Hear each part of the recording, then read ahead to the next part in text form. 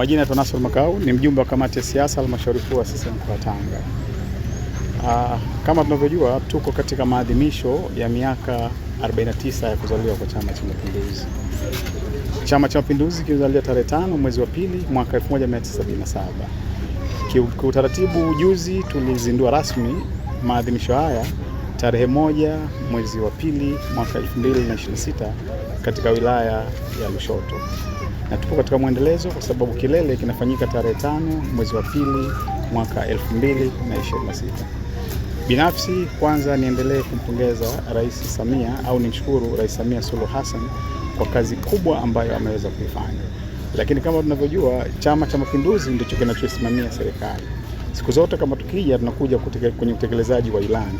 Lakini leo hii tumekuja kwenye maadhimisho, kwa maana tumekuja kufanya mambo tofauti, kutembelea wagonjwa, kufanya usafi, lakini pia haswa kutembelea wagonjwa kama tulipo katika eneo letu la hospitali.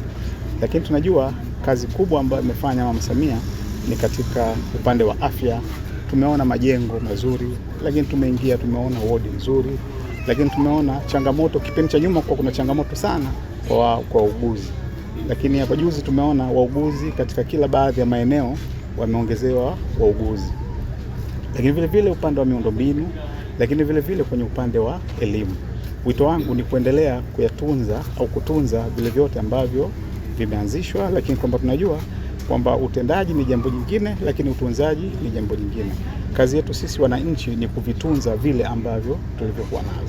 Nimshukuru sana mgeni rasmi, mjumbe wa kamati ya siasa ya mkoa kwa kujumuika nasi katika siku ya leo, lakini ni kipekee ni tumshukuru sana Daktari Samia Suluhu Hassan kwa uwekezaji mkubwa katika sekta za huduma za jamii ikiwemo afya.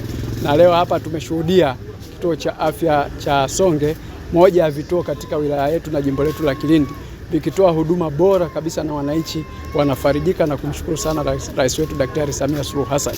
Wanaridhika, huduma wanapata nzuri, dawa wanapata, wanahudumiwa kwa unyenyekevu mkubwa na wanajisikia faraja. Lakini zaidi ya hapo niseme tumejionea aliko jiko kwa ajili ya kuchemshia maji na kadhalika.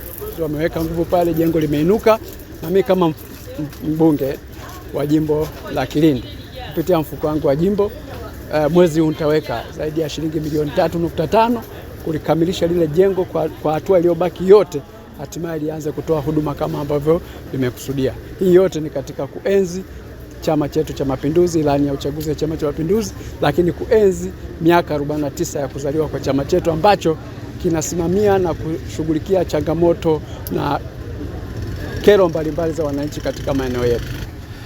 Kwanza kwa majina naitwa Dr. Rukemeli Godfrey Mwenga, ndiye mganga mfawidhi wa kituo cha afya Songe.